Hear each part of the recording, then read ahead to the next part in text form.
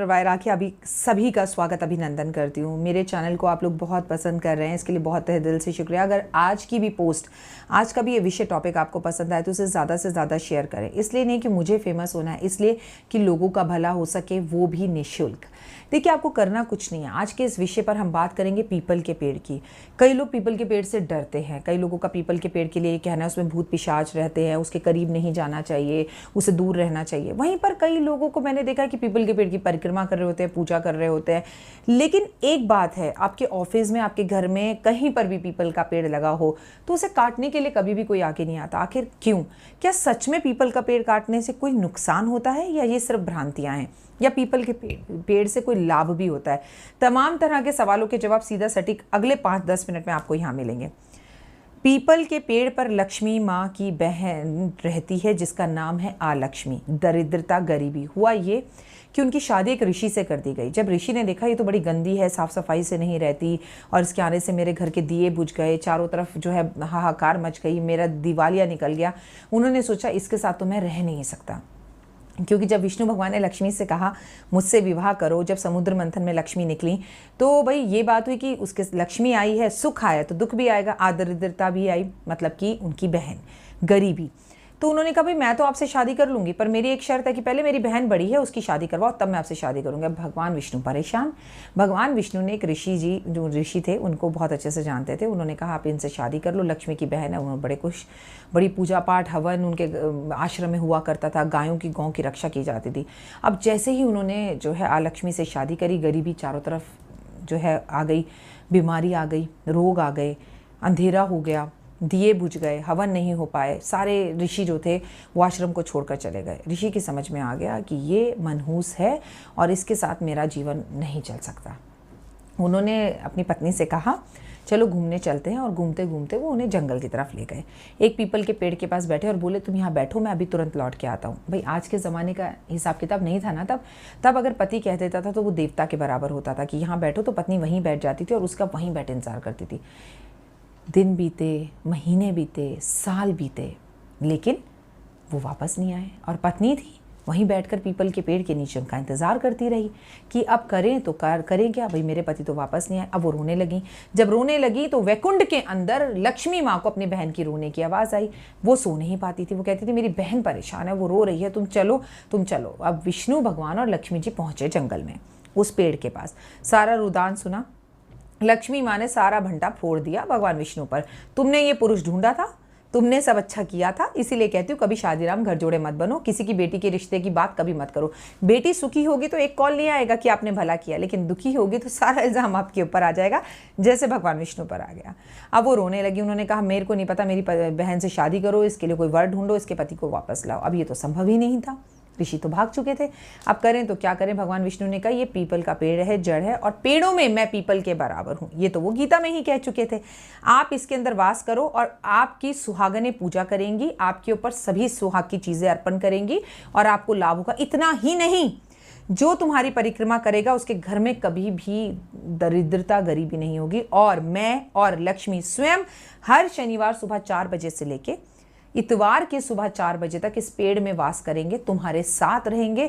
इसीलिए पीपल के पेड़ की पूजा करना, परिक्रमा करना, उसे छूना, उसके पत्तों को तोड़कर तिजोरी में रखने का जो खास महत्व है वो शनिवार सुबह 4 बजे से है। क्योंकि शनिवार सुबह 4 बजे से संडे सुबह 4 बजे तक भगवान उस पर बैठते हैं अपनी पत्नी लक्ष्मी के साथ और वरदान देते हैं।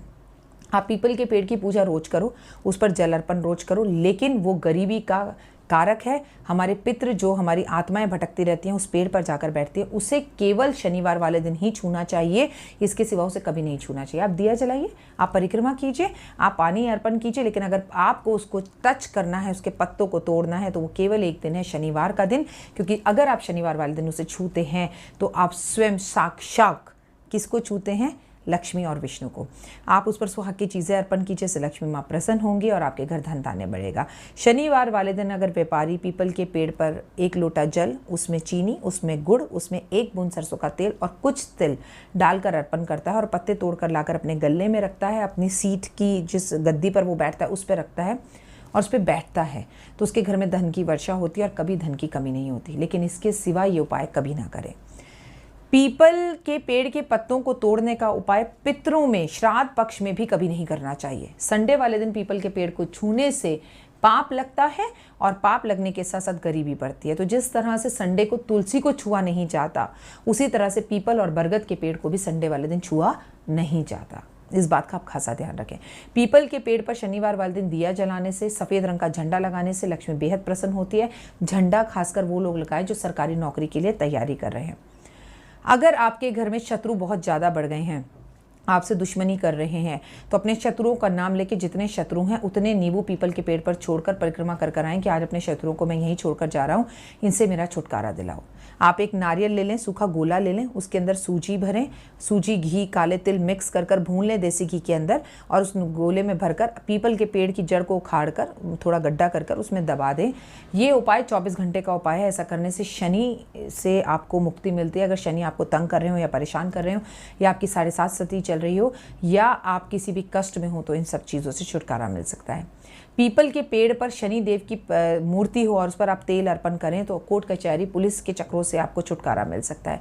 पीपल के पेड़ पर चारों तरफ ईंटें और सीमेंट लगाने से आपका घर जल्दी बनता है। या ऐसी जगह हो जहाँ पर ईंटें और सीमेंट तो लगा हो तो आप टाइलें लगवा दीजिए, लेकिन उस पर गलती से भी अपना नाम अंकित मत करवाइए, जैसे पुराने ज़माने के लोग कर देते थे। प्रस्तुत बाय ये दिया गया है। हमें कोई जो है बहुत बड़ा अपने ऊपर तबका नहीं लगाना कि कार्य हमारे द्वारा किया गया है।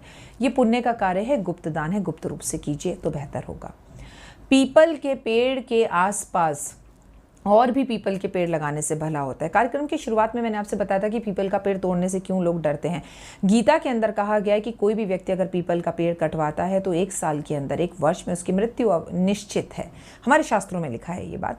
तो आप कभी पीपल का पेड़ ना कटवाएं। अगर वो आपको कष्ट दे रहा है और उसको कटवाना है तो बाकायदा पंडित आएंगे, उसकी पूजा की जाएगी, शांति की जाएगी, और उसके एवरेज में 108 पेड़ पहले पीपल के आप लगाएंगे, उसके बाद पीपल का पेड़ आप कटवाएंगे।